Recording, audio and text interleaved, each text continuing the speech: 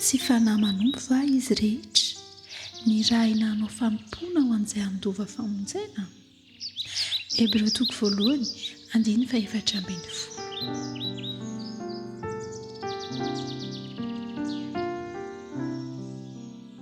Anisan'ny ataony mianjely ny manara-maso ny asan'ny tompon'izao rehetra izao, izay nankindona teo amin'ireo vahoaka nataony ho mpitantana ny fananany.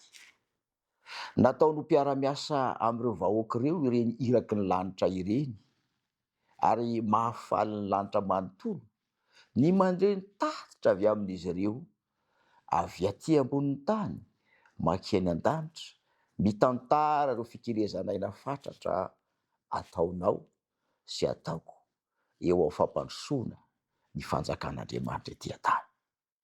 Mahaliana ireo anjely ny fahasalamana ara-panahy eo amin'ireo olona izay mikatsaka ny amerina amin'ny laony ny endrik'Andriamanitra eo aminy sy eo amin'ireo manodidina azy.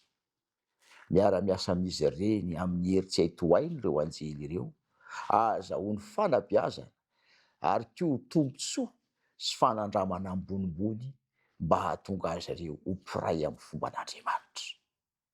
Andositra ny fitiavan-tena izy ireo ka hampiasa ireo talenta izay nomena azy ho fanampiana ny hafa. Tsarovy ary fa ny lanitra manontolo no manara-maso ireo tanana miasa ho fanatanterahana ny fikasàn'Andriamanitra eto an-tany. Ny fanontaniana apetrako aminao dia ity: moa ve ianao isan'ireo izay hiara-iasa amin'ireo anjely ireo ahatanteraka ny fikasàn'Andriamanitra ho famonjena ny hafa, sa ny mifanohitra amin'izany? Androany antsoin'Andriamanitra ianao hiara-iasa amin'ireo anjely. Andeha hivavaka isika mba hahatanteraka izany ao amin'ny fiainanao manokana. Hivavaka isika. Raha io mankasitraka noho ny amin'ny teninao, milaza aminay fa ireo anjely ny lanitra dia ny rahanao hiara-iasa aminay ho amin'ny fanatanterahana ny sitraponao. Faly izay sady tsy irery eo am-panatanterahana ny iraka natolotrao. Ho ameo fo sy saina izay Tompo, hayankalazanao sy hiteranao ary hifikitra aminao mandrakariva, satria manana mpanohana azo antoka izahay.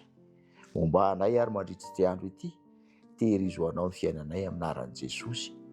Amen.